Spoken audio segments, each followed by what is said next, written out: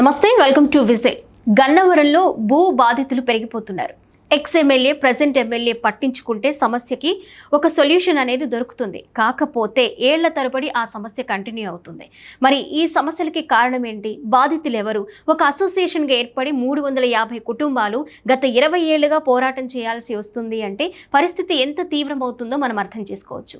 బాధితులు ప్రస్తుతం మన విజిల్ స్టూడియోలో ఉన్నారు, మాట్లాడదాం. నమస్తే అండి. నమస్తే అమ్మ, ఏంటి గన్నవరంలో మీ భూ వివాదానికి సంబంధించి అసలు సమస్య ఏంటి? ముందుగా మీ పేర్లు. నా పేరు వేదవతి అండి. మాది plot owners association of Allapuram. Okay. అయితే 2011, 12, 13 అంటే బైఫర్కేషన్కి ముందు మేము రియల్ ఎస్టేట్ వెంచర్స్లో ప్లాట్స్ కొనుక్కున్నామండి. మేమందరం డిఫరెంట్ ప్లేసెస్లో ఎంప్లాయీస్గా ఉండేవాళ్ళం. తర్వాత కొంతమంది రిటైర్డ్ సీనియర్ సిటిజన్స్ వాళ్ళ రిటైర్మెంట్ బెనిఫిట్స్తో, కొంతమంది స్ట్రీట్ వెండర్స్ ఇట్లా వచ్చి ప్లాట్స్ కొనుక్కున్నారు. ఎందుకంటే ఫ్యూచర్లో డెవలప్ అవుతుంది. స్ట్రీట్ వెండర్స్కి కూడా కొనుక్కున్నారా? అప్పుడు కొనుక్కున్నారండి. 150 గజాలు, 200 గజాలు. ఆల్మోస్ట్ 25% మాలో 552 మందిలో 25% వాళ్ళే. ఓకే. ఒక 25% దాకా సీనియర్ సిటిజన్స్ ఉంటారనమాట. వాళ్ళ టెర్మినల్ బెనిఫిట్స్తో కొనుక్కున్నారు. సో మా అందరి అల్టిమేట్గా మా ఉద్దేశం ఏంటంటే, అక్కడ ఇల్లు కట్టుకొని కొంతకాలం తర్వాత జాబ్స్ అయిపోయి వచ్చినప్పుడు సెటిల్ అవ్వడానికి ఒక పీస్ఫుల్ ఏరియా, కమర్షియల్గా సిటీస్లో కాకుండా పీస్ఫుల్గా ఉంటుందని చెప్పేసి వెళ్ళి కొనుక్కోవడం జరిగిందండి. తర్వాత కొంతమంది ఏంటంటే పిల్లల ఫ్యూచర్ కోసం ఎడ్యుకేషన్ పర్పస్లో పనికి వస్తుంది ఇట్లా అనుకొని ఇన్వెస్ట్ చేసిన వాళ్ళు ఎక్కువ మంది. కొంతమంది అయితే బయట అప్పు తెచ్చి కూడా కొనుక్కున్నారు. అయితే బైఫర్కేషన్ తర్వాత 2015లో గన్నవరం ఎయిర్పోర్ట్ ఇంటర్నేషనల్. బైఫర్కేషన్ ఎప్పుడు జరిగిందండి? ఏ ఇయర్లో? 13లో. మీరు 2011లో 11, 12, 13 వరకు కొనుక్కున్నారు. ఓకే. కంప్లీట్గా 14లో ఇక్కడ గవర్నమెంట్ ఫామ్ అయిన తర్వాత 15లో ఇంటర్నేషనల్ ఎయిర్పోర్ట్ స్టేటస్ గన్నవరానికి రావటం, అమరావతి రాజధాని అయ్యాక స్టేటస్ వచ్చినప్పుడు ఎక్స్పాన్షన్కి వెళ్ళాలి రన్వే అని చెప్పి నోటిఫికేషన్ రిలీజ్ చేశారు. ఒక 1200 ఏకర్స్ పైన నోటిఫికేషన్ రిలీజ్ చేసినప్పుడు రన్వేలోకి కొన్ని పొలాలు పోతున్నాయండి. దాదాపు 800 ఎకరాల్లో 600 పైనే రన్వే కింద వెళ్ళిపోతున్నాయి. బుద్ధవరం, దావాజ్గూడెం, అల్లాపురం, కేసరపల్లి గ్రామాల్లో. అయితే ఏలూరు కెనాల్ డైవర్షన్ 400 ఎకరాలు వాళ్ళు కోర్టుకు వెళ్ళి పిల్లేయటం, ఆ తర్వాత ముఖ్యమంత్రి గారు అప్పట్లో దాన్ని వదిలేయడం, డీనోటిఫై చేయడం జరిగిపోయింది. కానీ మా దగ్గరకు వచ్చేసరికి రన్వే కింద వెళ్ళిపోయిన రైతులకి గన్నవరంలో పూలింగ్ యాక్ట్ కింద వాళ్ళకి ప్యాకేజ్ ఉంది. ఇల్లుపోయిన వాళ్ళకి R&R కింద ఇల్లు కట్టించిస్తామన్నారు. కానీ రియల్ ఎస్టేట్ వెంచర్స్ 4 ఉన్నాయి. అందులో 3 అప్రూవ్డ్ లేఅవుట్స్, ఒకటి CRDA, 2 కూడా అప్రూవ్డ్. మీది అప్రూవ్డ్ లేఅవుట్? అప్రూవ్డ్ లేఅవుట్ అని మా అసోసియేషన్లో 300 మంది కూడా అప్రూవ్డ్ లేఅవుట్స్. 550 మందివి అవేనండి. ఒకటైతే CRDA అప్రూవ్డ్ కూడా ఉందన్నమాట. అంటే ఎయిర్పోర్ట్ ఎక్స్పాన్షన్ వస్తుందని తెలియనప్పుడు మేమందరం కొనేసుకున్నాం అన్నమాట, ఇన్వెస్ట్ చేశారు. అయితే ఎప్పుడైతే పూలింగ్ నోటిఫికేషన్ ఇచ్చారో మేము గ్రామ సభల్లో అప్పుడున్న MROకి, సబ్ కలెక్టర్కి అందరికీ మేము చెప్పడం జరిగింది, మాకు పూలింగ్ యాక్ట్ వర్తించదు. ఎందుకంటే మేము కొనుక్కున్నది ఆల్రెడీ డెవలప్డ్ ప్లాట్స్. వ్యవసాయ భూమి అయితే తీసుకొని డెవలప్ చేసి ప్లాట్స్ ఇస్తారు, అది పూలింగ్ యాక్ట్. మాది ఆల్రెడీ డెవలప్డ్ ప్లాట్స్, ఇది కుదరదని చెప్పి మేము అప్పుడున్న అధికారుల చుట్టూ 1 year తిరిగామండి. 2016 నుంచి తిరుగుతూనే ఉన్నా. బట్ మాకంత పాజిటివ్గా రెస్పాన్స్ అనిపించలేదు. సో అందుకని మేము కోర్టుకు వెళ్ళటం జరిగింది. ఉమ్మడి హైకోర్టు హైదరాబాద్లో కేసు రిట్లు వేసుకున్నాం. ఓకే. అప్పుడు ఎమ్మెల్యే ఎవరు ఉన్నారు గన్నవరం? వల్లభనేని వంశీ గారు టీడీపీ గవర్నమెంట్లో ఎమ్మెల్యేగా ఉన్నారండి, టీడీపీ ఎమ్మెల్యేగా. సో ఆ తర్వాత 17లో కోర్టు డైరెక్షన్ ఇచ్చినప్పుడు అధికారులు తర్వాత ఎమ్మెల్యే గారు కూడా గ్రామ సభల్లోనే మాతో మీడియేషన్ చేశారండి. పంచాయతీ ఆఫీస్ దగ్గర అక్కడ పబ్లిక్గా 100-200 మందిని కూర్చున్నప్పుడు ఇది ముఖ్యమంత్రి గారితో మాట్లాడి దీనికి సొల్యూషన్ తీసుకొస్తామని. కోర్టు డైరెక్షన్ కూడా మాకు యాక్ట్ ప్రకారం సెటిల్మెంట్ చేయమని. అప్పటి వరకు మాకు తీసుకోవడానికి లేదు.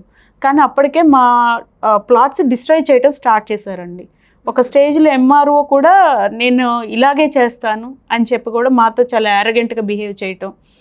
అంటే మేము గవర్నమెంట్ అంటే వెక్స్ అయిపోయేలా. ప్లాట్స్ డిస్ట్రాయ్ చేయడం అంటే ఏం చేశారు? అక్కడ తవ్వేశారండి, కాలువలు తవ్వడం, రోడ్లు వేయడం. మేమేమో కోర్టు నుంచి మాకు ఆర్డర్ ఉందని బోర్డు పెడితే రాత్రికి రాత్రి బోర్డులు తీసేసేవాళ్ళు. అది ల్యాండ్స్కేపింగ్ చేయటం, గ్రావెల్ వేయటం, అట్లా కాంట్రాక్టర్స్ వచ్చి చేసేవాళ్ళు. అప్పుడు మీరు స్టేయింగ్ హైదరాబాద్? అంటే డిఫరెంట్ ప్లేసెస్లోనూ చాలా కొద్ది మంది విజయవాడ సిటీలో ఉంటాం పిల్లల కోసం. మిగిలిన వాళ్ళందరూ హైదరాబాద్, చెన్నై, బెంగళూరు అట్లా. కొద్ది మంది మాత్రం విజయవాడలో 1 టౌన్లో చిన్న చిన్న షాప్స్ అట్లా ఉంటారని. సో మేము ఎవరు ఇల్లు కట్టుకోలేదు కాబట్టి మాకు తెలియదు. మళ్ళీ మార్నింగ్ మాకు తెలిసి వెళ్ళేసరికి బోర్డ్స్ పీకేసి మళ్ళీ పెట్టేసేవాళ్ళు ఆ గ్రావెల్ మీద. కాంట్రాక్టర్కి ఫోన్ చేసినా R&B ఏఈకి చేసినా మేము చూడలేదండి అని వస్తారు. కాంట్రాక్ట్ అంటే వాళ్ళు హిందీ వాళ్ళండి, తెలుగు అర్థం కాల, ఇంగ్లీష్ అర్థం కాల, ఏదో అనుకొని పీకారు. ఇట్లా సిల్లీ రీజన్స్ చెప్పి ఎస్కేప్ అయిపోయారు.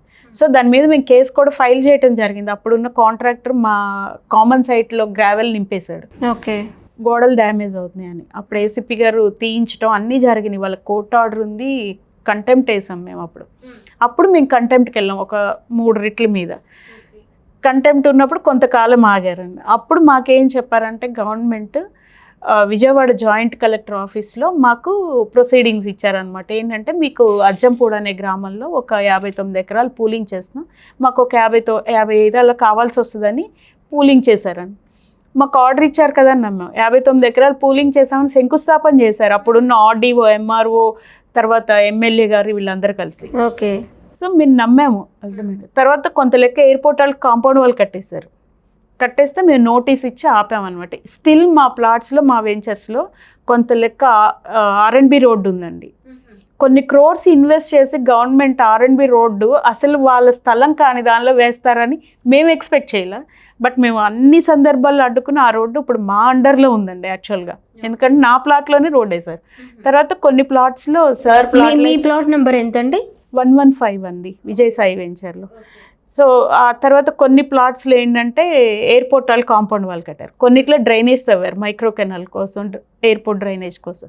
సో మేము అవన్నీ ఆపామన్నమాట కొంత వర్క్ చేశాక. ఎందుకంటే మేము లోకల్గా అక్కడ ఉన్నాం, మాకు తెలిసి వెళ్ళేసరికి కొంత పని చేసేస్తారు, మళ్ళీ కొన్ని రోజులకు కొంత చేస్తారు.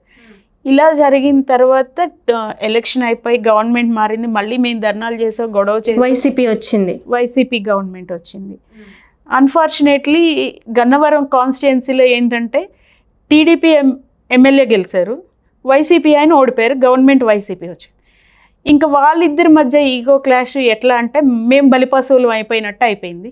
బట్ స్టిల్ మేమేంటంటే మాలో ఎక్కువ మంది ఎడ్యుకేటెడ్ ఉంటాం, కానీ ఏదన్నా కానీ మేము కోర్టును ఆశ్రయించి స్టిల్ ఫైట్ చేస్తూనే ఉన్నాం. ఇప్పటికి 10 years మా ఫైట్ స్టార్ట్ అయ్యి. ఓకే, అక్కడ ఏంటంటే అది అజ్జంపూడిలో పూలింగ్ చేసే ల్యాండ్ క్యాన్సిల్ చేయాలి అనేసి అట్లా గొడవ అనమాట. మేము దాన్ని అడ్డుకొని అట్లా కాదు అన్నప్పుడు ఎందుకు క్యాన్సిల్ చేయాలి అని చెప్పి అంటే గతంలో ఉన్న ఎమ్మెల్యే గారు, మాజీ ఎమ్మెల్యే గారు, అంటే అప్పటికి ఆయన ఎమ్మెల్యేగానే ఉన్నారు, ఓడిపోయిన ఆయన ఇంటెన్షన్ అది. వైసీపీలో ఉన్నప్పుడు మన గవర్నమెంట్ వచ్చింది కాబట్టి టీడీపీ గవర్నమెంట్ చేసిన దాన్ని క్యాన్సిల్ చేయాలి అని ఆయన ప్రయత్నాలు చేసినప్పుడు మేము దాన్ని అడ్డుకొని గొడవ చేసి ఎమ్మెల్యే గారి ద్వారా మళ్ళీ ప్రభుత్వానికి చెప్పడం, ధర్నాలు చేసి అలా చేసినప్పుడు వాళ్ళకి ఒక ఎమర్జెన్సీ వర్క్ డ్రైనేజ్ తవ్వాల్సి వచ్చింది. మళ్ళీ మమ్మల్ని కన్విన్స్ చేసి ఇదిగోండి మీకు బడ్జెట్ జీవో తెచ్చామని చెప్పి మా చేతిలో కరోనా టైంలో 2020 డిసెంబర్లో బడ్జెట్ అలాట్ చేసినట్టుగా ఒక జీవో ఇచ్చారు. బట్ మీకు తెలియదు ఏముంది, వైసీపీ గవర్నమెంట్ ఉన్నప్పుడు జీవోలు వస్తాయి కానీ ఇంప్లిమెంటేషన్ లేదు. ఇప్పుడు స్టిల్ మాకు అదే జరుగుతుంది. ఏ గవర్నమెంట్ వచ్చినా జీవోలు మా చేతిలో పెడుతున్నారు, ఇంప్లిమెంట్ చేయట్లా. ఇప్పుడు మరి అదే ఏ గవర్నమెంట్ అయితే ఉందో ఆ గవర్నమెంట్కి చెందిన ఎమ్మెల్యేనే గన్నవరంలో ఉన్నారు. మీరు ఆ ఎమ్మెల్యేని కలవడం జరిగిందా? ఎలక్షన్ అయిపోగానే మేము కలిసామండి. 2 years కంప్లీట్ అయింది అయితే మీరు కలిసి కూడా 2 years ఎక్కువ అయిపోయింది, more than 2 years. ఆయన మేము వెళ్ళి ఇది మా సమస్య అని చెప్పడానికి ఆయన వినడానికి ఇష్టపడలేదండి. నేను రిప్రజెంటేషన్ పట్టుకెళ్ళాం, మేము ఒక 5-6 వెళ్ళి, సార్ మాది ఇట్లా రియల్ ఎస్టేట్ వెంచర్లో గన్నవరం, నా దగ్గరికి ఎందుకు వచ్చారు, మీ విషయం నాకేంటి సంబంధం, నేనేం చేస్తాను, ఈ 3 మాటలు అన్నారండి. మీరు కలెక్టర్ చూస్తున్నాడు కదా అన్నారు. సార్ అలా కాదు, మమ్మల్ని మినిస్టర్ గారి దగ్గరికి కానీ సీఎం గారి దగ్గరికి కానీ తీసుకెళ్ళండి సార్ అంటే, నేను ఎలా తీసుకెళ్తాను, ఏం మాట్లాడుతున్నారు మీరు అంటే ఆయన కొంచెం ర్యాష్గా అట్లా మాట్లాడారు. మా సమస్య వినడానికే ఇష్టపడనప్పుడు మేము అసలు ఎలా ఎక్స్ప్లెయిన్ చేయగలుగుతాము. సో ఇలా కాదని మేము మినిస్టర్ గారిని కూడా కలిసామని, లోకేష్ గారిని, ప్రజా దర్బార్కి వెళ్ళి. ఆయన నేను ఎమ్మెల్యే గారితో మాట్లాడతాను అంటారు, మళ్ళీ ఈయన దగ్గరికి వస్తుంది ఇష్యూ. ఈయనేమో అసలు మా దగ్గర చెప్పినట్టే ఆయనకు సంబంధం లేకుండా వదిలేస్తే పర్లేదండి.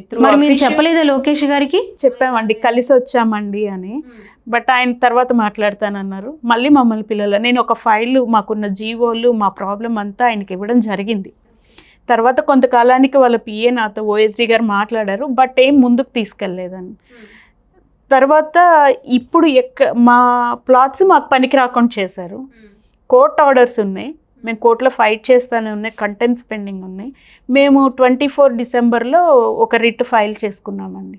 ఏంటంటే మాకు ఇచ్చిన జీవోస్ ఇంప్లిమెంట్ చేయండి. ఓకే.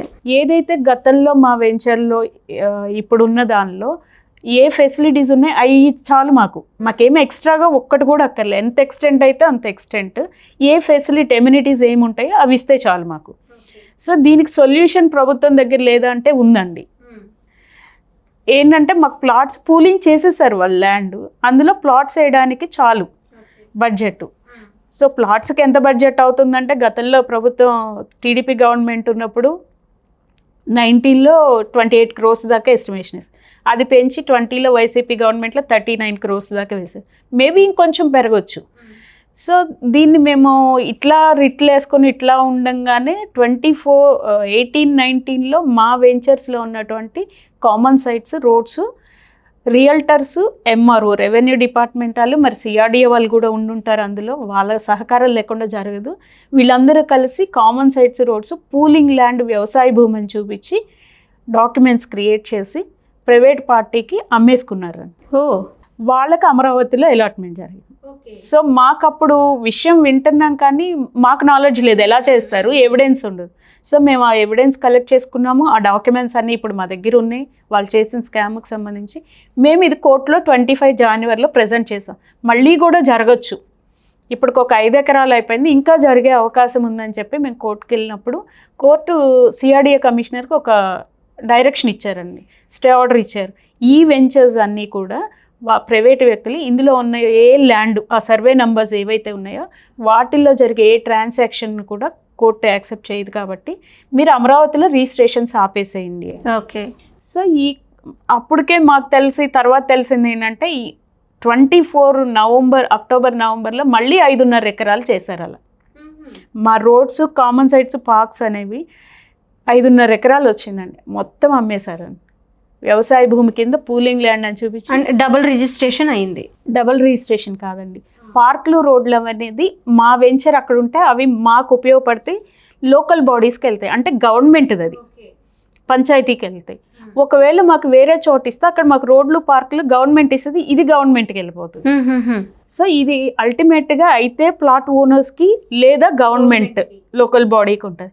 రియల్టర్కి కానీ ఒక రెవెన్యూ డిపార్ట్మెంట్కి కానీ సంబంధం లేదు. కానీ వాళ్ళిద్దరు కలిసి స్కామ్ చేసి అది పూలింగ్ ల్యాండ్, వ్యవసాయ భూమి అని చూపించి ఒక వెంచర్ వేసి అప్రూవ్డ్ లేఅవుట్ల స్థలాన్ని మిగులు భూమని, వ్యవసాయ భూమని చూపించి ప్రైవేట్ పార్టీస్కి అమ్మేసి అమరావతిలో సిఆర్డిఏకి పెట్టారండి. అయితే మేము జనవరిలో కోర్టులో కేసేసి అడ్డుకున్నాం ఇప్పుడైతే ప్రస్తుతం రిజిస్ట్రేషన్.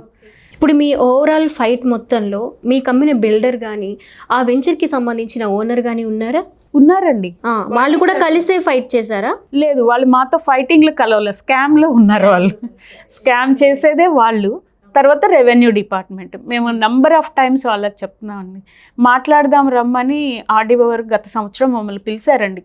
అయితే 24 డిసెంబర్ నుంచి ఇప్పటికంటే ఆల్మోస్ట్ 1.5 year దాటిపోయింది. ఇంతవరకు గవర్నమెంట్లో మేము దాదాపు 10 మందిని పార్టీ చేసాం. రెవెన్యూ, సిఆర్డిఏ, ఇరిగేషన్, R&B, ఇట్లా I&I డిపార్ట్మెంట్, ఎయిర్పోర్ట్కి సంబంధించి వీళ్ళెవ్వరు వచ్చి ఆన్సర్ చేయరండి, వాయిదా అడుగుతారు. జస్ట్ జీవోని ఇంప్లిమెంట్ చేయమని అడిగితే. ఎన్ని కేసెస్ వేశారండి మొత్తం? మా ఇప్పటికి దాదాపు 13 కేసులు అండి. కొన్నిట్లో డైరెక్షన్ వస్తే మళ్ళీ కంటెంప్ట్ వెళ్ళటం జరిగింది. అయితే ఇప్పుడు మా దాని మీద వెంచర్స్ మీద స్టే ఉందండి. అందులో ఎవరు ప్రైవేట్ పార్టీస్ అమ్ముకోవడానికి లేదు, వాళ్ళకి అమరావతిలో ఇవ్వడానికి లేదు. ఎందుకంటే మాది అసలు రీహాబిలిటేషన్ కింద వస్తుంది, R&R కింద. యాజ్ పర్ యాక్ట్ మేము రీహాబిలిటేషన్ R&R కింద వస్తాం. సో వీళ్ళు ఎలా వ్యవసాయ భూమి కింద పూలింగ్లో ఇస్తారంటే అది చెల్లదు. కానీ ఒక 2 వ్యక్తుల మధ్య క్లాష్, వాళ్ళ రైవలరీలో మేము 10 సంవత్సరాలుగా నలిగిపోతున్నాం. మొదట్లో కొంచెం డిలే అయింది. తాజా మాజీలు కూడా ఏం చేయలేకపోయారు, ఎమ్మెల్యేలు చేయలేకపోవటం కన్నా వాళ్ళిద్దరి మధ్యలో మేము సఫర్ అవుతున్నాం అని చెప్పాలంటే. సార్ మీరు చెప్పండి, మొత్తం మీరు 60 ఎకరాల్లో అక్కడ వెంచర్ అని చెప్పే అన్నారు. 550 కుటుంబాలు, ప్రస్తుతానికి 350 ఉన్నాయండి. 550 కుటుంబాలకి 60 ఎకరాల్లో ప్లాట్లు ఇవ్వాలండి. ఇవ్వటాకే ఆ రోజు ఒప్పుకుని జీవో ఇచ్చారు. దానికోసమే పూలింగ్ చేస్తున్నామని చెప్పారు, చేశారు కూడా. కానీ ఆ రైతులకి అమరావతిలో అలాట్ చేయలేదని మొన్న తెలిసిందండి మాకు. వాళ్ళు కూడా మన కలెక్టర్ ఆఫీస్ మీద వెళ్తే వాళ్ళు కూడా వచ్చారు. మాకు ఇవ్వలేదు ఫ్లాట్లు, వీళ్ళకి అంటున్నారు, క్యాన్సిల్ అంటున్నారు, ఇవన్నీ ఏంటిది అని చెప్పేసి వాళ్ళు కూడా చేస్తున్నారు. వాళ్ళకి న్యాయం లేదు, మాకు న్యాయం లేదు. ఇప్పుడు మొన్న కలెక్టర్ గారితో కలిస్తే ఆయన ఏమంటారు, ఎక్విజిషన్కి వెళ్తాను. మేము ఒకటే అడిగా, కలెక్టర్ గారు మీరు ఎక్విజిషన్ అంటున్నారు, ఓకే ఇస్తాం, రేట్ తేల్చండి, టైం ఏంటి, ఎంత టైంలో మా అమౌంట్ మాకు ఇస్తారు. ఇప్పుడు మీరు 28 కోట్లు అంతకుముందు గవర్నమెంట్, తర్వాత గవర్నమెంట్ 39 కోట్లు శాంక్షన్ చేసింది, డెవలప్మెంట్ చేసి మీ ప్లాట్లు మీకు అప్పు చెప్తాం అని. ఆ 39 కోట్లు ఖర్చు పెట్టలేని గవర్నమెంట్ ఇప్పుడు రేటు 550 మందికి ఎన్ని వందల కోట్లు ఖర్చు పెట్టాలి, ఎప్పటికి ఇస్తారు మీరు? ఇలా కొన్ని సంవత్సరాల నుంచి నలిగిపోతున్నాయి ఉన్నాయి ఎక్విజిషన్లో. ఆ రైతులకి న్యాయం ఎవరికి ఇంతవరకు ఎక్విజిషన్ ఇవ్వలేదు పూర్తిగా, మాకు ఇస్తారని నమ్మకం ఏంటి? కాబట్టి మీరు హామీ ఇచ్చారు కాబట్టి మీకు ప్లాట్ టు ప్లాట్ అక్కడ 60 ఎకరాలు మీరు ఎక్విజిషన్ చేశారు కాబట్టి పూలింగ్లో మాకు దాంట్లోనే డెవలప్మెంట్ చేసి ఇవ్వండి అని అడిగాం కలెక్టర్ గారిని. అడిగితే అది సిఆర్డీఏ కమిషనర్ గారితో నేను కూర్చొని మాట్లాడాలి అన్నారు. మీరు ఫైనల్గా అంటే మా స్టూడియోకి వచ్చే ముందు ఏ అధికారిని కలిసి వచ్చారు చివరిగా? జాన్వర్లో కలెక్టర్ గారిని కలిసామండి. కలెక్టర్ గారు కలిస్తే జరిగింది ఇది. తర్వాత సిఆర్డీ కమిషనర్ కన్నబాబు గారు వెళ్ళిపోయారు, ఆయన కలిసామండి మార్చిలో. ఆయన కూడా అదే అన్నారు, నేను కలెక్టర్ మీరు కూర్చుంటే హాఫ్ అన్ అవర్లో తేలిపోతుంది, ఇది ఎందుకు నానుస్తున్నారు ఇన్ని సంవత్సరాలు చూద్దాము అని అన్నారు ఆయన. తర్వాత ఆయన ట్రాన్స్ఫర్ అయిపోయారు. ల్యాండ్ పూలింగ్ చేసి అంటే మీకు ఒక 550 ఫ్యామిలీస్కి అలాట్ చేసిన భూమిని ల్యాండ్ పూలింగ్ చేసి ఎంతకాలం అయిందండి? ఏ ప్రభుత్వంలో చేశారు? తెలుగుదేశం గవర్నమెంట్ 18లో అప్పుడే చేశారు, అప్పుడే జరిగింది. అప్పుడే వలంనేని వంశీ గారు ఎమ్మెల్యే ఉండగా తెలుగుదేశం గవర్నమెంట్లో అప్పుడే చేశారు. అప్పుడే భూమి పూజలు కూడా చేశారు. మీరు నమ్మారు? మేము నమ్ముతాం కదా, ఎవరైనా ఇప్పుడు గవర్నమెంట్ జీవో ఇచ్చిందంటే మన సైట్లు మనకి ఇస్తున్నారు అనే ఆశ ఉంటుంది కదండి ఎవరికైనా. మరి 24 నుంచి 29 వరకు వైసీపీ ప్రభుత్వంలో మీకు న్యాయం జరగకపోయినా కూటమి ప్రభుత్వంలోనే న్యాయం జరగాలని చెప్పి మీరు ఫైట్ చేస్తూ ఉన్నారు. లోకేష్ గారిని ఆల్రెడీ కలిశారు. నేను లోకేష్ గారిని ఇక్కడ పాదయాత్ర అప్పుడు కూడా కలిసామండి. లోకేష్ గారు గవర్నమెంట్ రాకముందు యువగాళంలో గన్నవరం ఎయిర్పోర్ట్ దగ్గర కలిసి ఆయనకి రిప్రజెంటేషన్ ఇచ్చామండి. మేము అధికారంలోకి వస్తాం, రాగానే మీ సమస్య పరీక్షిస్తానని హామీ ఇచ్చారు ఆ రోజు. ఓకే. కానీ ఇంతవరకు తర్వాత కూడా అధికారంలోకి వచ్చిన తర్వాత కలిసాము, ఎమ్మెల్యే గారితో మాట్లాడి చెప్తానన్నారు, కానీ ఇంతవరకు ఏమీ చేయలేదు. మాకు 550 కుటుంబాలు 550 కుటుంబాలు రోడ్డును పడినాయి. ఇవాళ 13 కేసులు కలవని అధికారి. ఏళ్లలో కొంతమంది ఆడపిల్లలకి ఇచ్చున్నారు, ఆడపిల్లలను వేధిస్తున్నారు, కట్నంకి దించినట్టు. మాకేంటి ఇదేంటి? కొంతమంది అసలు లేరండి, కొంతమంది చనిపోయారు సీనియర్ సిటిజన్స్. ఆ కుటుంబాలు రోడ్డును పడినాయి. ఒక ఆయన అయితే మొన్న చెప్తున్నా, నేను ఇబ్రహీంపట్నంలో అద్దెంట్లో ఉంటున్నాను, నా రిటైర్మెంట్ బెనిఫిట్స్తో కొనుక్కున్నాను, ఇల్లు కట్టుకుందామని. ఆ డబ్బులతో రెంట్ పే చేసుకుంటున్నాను నేను. ఇప్పుడు ఆ ప్లాట్ వచ్చినా నేను ఇల్లు కట్టుకోలేను కదా పరిస్థితి అని ఒక ఆయన ఆవేదన. మీరేం కోరుకుంటున్నారండి? మా ఫ్లాట్ మాకు ఇస్తానంది ఇవ్వండి, కానీ అది ఎంత తొందరగా చేస్తే అంత మంచిది. మీరు ఈ మధ్య మాకు కోర్టులో కూడా ఏం సమాధానం చెప్పారు, మీ లాయరు, గవర్నమెంట్ తరపు లాయరు, మేము డబ్బులు ఇచ్చేసాము, వాళ్ళకి సెటిల్ చేసాము అని చెప్పి తప్పుడు సమాచారం ఇచ్చారు కోర్టుకి. ఒక కంటెంప్ట్లో. అది ఏ విధంగా? మా లాయర్ ఎదురు క్వశ్చన్ చేస్తే కోర్టు ప్రొడ్యూస్ చేయమని అడిగి వాయిదా. మళ్ళీ ఈ వాయిదాలు జరుగుతున్నారు తప్పితే అంటే కోర్టుకి అబద్ధం చెప్తున్నారు, నిర్లక్ష్యంగా ఉంటున్నారండి. ఏదో ఒక వంక చెప్పి ఎప్పుడు ఊహించండి అనమాట. కోర్టులు అంటే న్యాయస్థానాల మీద ఎవరికైనా అల్టిమేట్గా ట్రస్ట్ అనేది హైకోర్టు మీద. అట్లాంటిది కోర్టుకు వచ్చి గవర్నమెంట్ లాయర్స్ అబద్ధాలు చెప్పడం, లేదా అక్కడికి వచ్చి సమాధానం చెప్పకుండా వాయిదాలు. ఎన్ని సంవత్సరాలు వాయిదా అండి గవర్నమెంట్కి? వాళ్ళ డెసిషన్ ఏదైనా చెప్పొచ్చు.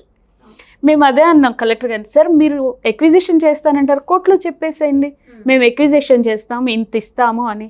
కోర్టు చూసుకుంటుంది కదా, మాకు ఇష్టమా కాదని కోర్టు చెప్తుంది. కోర్టుకి రిటర్న్గా ఇవ్వరు, కోర్టు వాయిదాలు అడుగుతారు, వాయిదాలు వేపిస్తారు. టీడీపీ గవర్నమెంట్లో గన్నవరం ఎమ్మెల్యేగా వంశీ గారు ఉన్నారు. మళ్ళీ ఇప్పుడు వంశీ గారిని కలిసే ప్రయత్నం ఎప్పుడైనా చేశారా? మీ సమస్య అలాగే కంటిన్యూ అవుతుందని? యాక్చువల్గా మేమందరం ఆల్మోస్ట్ ఎడ్యుకేటెడ్ కాబట్టి, అంటే యంగ్స్టర్స్ ఒకటి. రెండోది అధికారులను కలుస్తామండి మీడియేషన్ కోసం. అధికారంలో ఉన్న ప్రజాప్రతినిధిని కలుస్తాము. మేము ఇంతకుముందు యార్లగడ్డ వెంకట్రావు గారిని కలవలేదు, కానీ వంశీ గారిని మేము 2016లో ఇదో జరిగినప్పుడు ఒకసారి కలిసామండి, గ్రామ సభలో కలిసాము, అంతే తప్ప మేము ఎవరిని పర్సనల్ 2 సార్లు కూడా వంశీ గారిని అధికారంలో ఉన్నప్పుడు అధికార ఎమ్మెల్యేగానే మీరు కలిసాము. తర్వాత యార్లగడ్డ వెంకట్రావు గారు గెలిచారు కాబట్టి ఆయనకి సమస్య చెప్పాలి కాబట్టి ఆయనకి వెళ్ళి చెప్పాలి. ఎవరైతే పీపుల్స్ రిప్రజెంటేటివ్ ఉంటారు ఎలక్ట్ అయ్యి వాళ్ళని మాత్రం కలుస్తాం. ఇది రాజకీయం చేయడం మా ఉద్దేశం. అప్పుడు ఎంపీ బందర్ ఎంపీ బాలశౌరి గారు ఉన్నారు కాబట్టి ఆయనే కలిసాం, అధికారంలో ఉన్నారు కాబట్టి. సో ఇదండి. కాకపోతే అధికారులు కూడా ఎట్లా అంటే గన్నవరం రెవెన్యూ అధికారులు మేము డైరెక్ట్గానే చెప్తున్నామండి, ఆర్డీఓ మీటింగ్ అని పిలిచారండి, మీడియేషన్ పిలిచి మాతో పాటు రియల్టర్స్ అని పిలిచారు. వాళ్ళు 15 మంది రియల్టర్ మనుషులు తాగొచ్చి మాట్లాడితే ఆయన అడ్డుకోలేదండి. వాళ్ళకి అసలు ఎందుకు ఇన్ఫర్మేషన్ ఇచ్చారు? నేను ఒకటే అన్న, వాళ్ళ ఇష్యూ ఏదన్నా ఉంటే మీరు పిలిచి మాట్లాడుకోండి, మాతో మాట్లాడదామని నాకు ఫోన్ చేశారు. మేము 20 మంది ఉంటే వాళ్ళు 15 మంది వచ్చి తాగి మాట్లాడుతుంటే అడ్డుకోలేదని. అది మొత్తం నేను వీడియో రికార్డింగ్ చేయించుకున్నాను. ఆయన చేయొద్దు అన్నారు, కానీ నేను చేయిస్తానని చెప్పి మరీ చేయించుకున్నా కెమెరామెన్ పెట్టి. ఎందుకు అంటే వాళ్ళు చేసిన తప్పు అధికారులు చేయకూడదు. ఏంటి వీళ్ళ మధ్య రిలేషన్ అంటే ఇదేనండి, వాళ్ళు సంతకాలు పెడితేనే కదా వీళ్ళు స్కామ్ చేశారు. నేను రిప్రజెంటేషన్ ఇచ్చానండి, కలెక్టర్ గారికి కూడా చెప్పాను, నేను ఆల్రెడీ ఇలా జరగచ్చు, గతంలో చేశారు, మళ్ళీ అమరావతి అనేది హైలైట్ అవుతుంది కాబట్టి మళ్ళీ స్కామర్స్ వస్తారు, సో అడ్డుకోండి అని చెప్పి నేను అది డాక్యుమెంట్ రిటర్న్గా ఇచ్చాను, నా దగ్గర ఉంది ఎవిడెన్స్. ఆ తర్వాత చేశారు వాళ్ళు సిగ్నేచర్, తెలియక చేయలేదు కదా. సో అందుకని ఏంటంటే మీటింగ్కి వాళ్ళకి ఇన్ఫర్మేషన్ ఇవ్వడం, వాళ్ళని పిలవడం ఇలాంటి.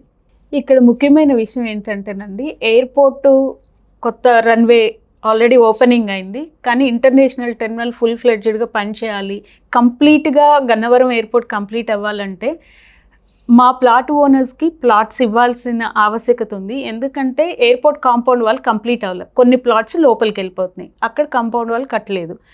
అంటే డిఓఆర్ రీజియన్ అని ఉంటుంది, దానికి వెళ్ళే దారి కట్ అయిపోయింది, మా ప్లాట్స్లోంచి మేము దారి వెళ్ళాం. తర్వాత గన్నవరం నుంచి గుడివాడ వెళ్ళే రోడ్డు, ఆ మధ్యలో ఉన్న గ్రామాలకు అదొక్కటే రోడ్డు.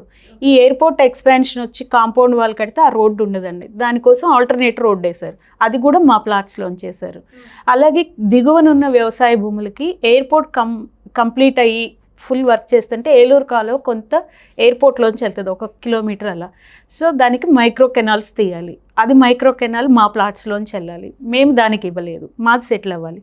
ఇవన్నీ ఒక ఎత్తు అయితే R&R ప్యాకేజ్ కింద ఇళ్ళు పోయిన వాళ్ళకి ఇల్లు కట్టించి ఇవ్వాలి, గవర్నమెంట్ ఈవెన్ ఇల్లు కట్టించిన రోడ్డు మేము ఇవ్వాలి.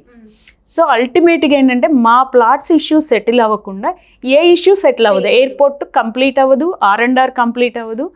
అలాగే మాది సెటిల్ అయ్యి మాకు ప్లాట్స్ వేసిస్తేనే అజ్జంపూడిలో తీసుకున్న పూలింగ్లో తీసుకున్న ల్యాండ్ ఓనర్స్ ఎవరైతే రైతులు కావచ్చు, ఇన్వెస్టర్స్ కావచ్చు, వాళ్ళందరికీ ఎన్ఓసీలు ఇచ్చేస్తుంది ఆల్రెడీ గవర్నమెంట్, వాళ్ళకి అమరావతిలో సెటిల్మెంట్ చేయాలి. సో ఇవన్నీ జరగాలంటే ఫస్ట్ మాది సెటిల్ చేయాల్సిందే, ప్లాట్స్ వేసి ఇవ్వాలి. సో ఇది గవర్నమెంట్ గ్రహించి అసలు ప్రాబ్లం ఎక్కడుంది, మా ఉద్దేశం ఏంటంటే సమస్య ఎక్కడుందో తెలుసుకుంటేనే సొల్యూషన్ దొరుకుతుంది. ఇంతవరకు మా వర్షన్ ఇలా కూర్చుని ఎవరు కూడా అంటే ఓపెన్ మైండ్తో వినలేదు. ఏ అధికారైనా సరే ఇప్పుడు అధికారుల చేతిలోంచి వెళ్ళిపోయిందండి, పొలిటికల్ ఇష్యూ అయిపోయింది. సో ప్రభుత్వం స్పందించి ఎవరైనా మంత్రులు కానీ ముఖ్యమంత్రి గారు కానీ మా సమస్యను కనుక ఒక్క నిమిషం దృష్టి పెడితే 10 minutesలో సొల్యూషన్ దొరుకుతుందని మా ఆశ అండి. ఓకే. సో ఇది ఏంటంటే అన్ని ఇంటర్ రిలేటెడ్. ఎమ్మెల్యే దృష్టి సారిస్తే పని అయిపోతుంది, ఎమ్మెల్యే వల్ల కాలేదు కాబట్టి మీరు మినిస్టర్ దాకా ప్రభుత్వం దాకా రావాల్సి, గవర్నమెంట్ దాకా రావాల్సి వస్తుంది, అధికారి దాకా. ఎమ్మెల్యే వల్ల కాకపోవటం కన్నా మాకున్న నాలెడ్జ్ ప్రకారం అండి ఎమ్మెల్యేనే అడ్డుకుంటున్నారు తన పర్సనల్ ఈగోతో అనేది. అందుకనే పైన మంత్రులకు కానీ ముఖ్యమంత్రి దృష్టిలో అది సాల్వ్ చేయాలని ఉన్నా కూడా ఒక రాంగ్ డైరెక్షన్ వెళ్తుంది. ఓకే, అది బ్రేక్ చేయాలంటే అసలేం జరిగింది అనేది డైరెక్ట్ గా పిలిచి మాట్లాడితేనే అసలేం జరిగింది అనేది విక్టిమ్స్ ద్వారా వింటేనే తెలుస్తుంది. ఇది మా అభ్యర్థన అండి. ఓకే మేడం, మీరు స్టూడియోలో కూర్చున్నది 3 వ్యక్తులు అయినా వీరి వెనుక ఉన్నది 550 కుటుంబాలు. 10 ఏళ్ల నుంచి వాళ్ళు కలవని అధికారి అంటూ లేరు. కోర్టులో కేసులు నడుస్తూ ఉన్నాయి. ఆల్రెడీ ల్యాండ్ పూలింగ్ చేశాక కూడా వీళ్ళకంటూ ఎలక్ట్ చేసి వీళ్ళకి ఇవ్వకపోవడం మీద వీళ్ళు ఇప్పటికీ కూడా పోరాడుతూ ఉన్నారు. ప్రభుత్వం అక్కడ లోకల్ ఎమ్మెల్యే దృష్టి పెడితే వెంటనే వీళ్ళ ప్రాబ్లంకి ఒక సొల్యూషన్ వస్తుంది. వాళ్ళు చెప్తుంటే అంటే కొంతమంది ప్రజెంట్ లేరు అని చెప్పే మాట వింటుంటే చాలా బాధ అనిపిస్తుంది. భూమి కొనుక్కోవడం అనేది చిన్న భూమి అయినా కొంచెం పెద్ద భూమి అయినా సరే ఎన్నో సంవత్సరాల కళ, కష్టం దాని వెనుక ఉంటుంది. వాళ్ళ ఫ్యూచర్ ఆలోచన కోసం మేము ఇలా ఉండాలి అలా ఉండాలని ఊహించుకొని ఇన్వెస్ట్ చేసేది భూమి మాత్రమే. ఆ భూమి ఇంత ఫైట్ చేసినా వాళ్ళ సొంతం చేసుకోలేకపోతున్నారు అనే బాధ వర్ణనాతీతం. ఇప్పటికైనా అధికారులు కావచ్చు, అలాగే కూటమి ప్రభుత్వం కావచ్చు, వీళ్ళ సమస్యకు ఒక సొల్యూషన్ తీసుకురావాలి, కోర్టులో వీళ్ళకి న్యాయం జరగాలని మా విజిల్ ఛానల్ తరపు నుంచి కూడా మేము కోరుకుంటున్నాం. థ్యాంక్ యూ సో మచ్ అండి.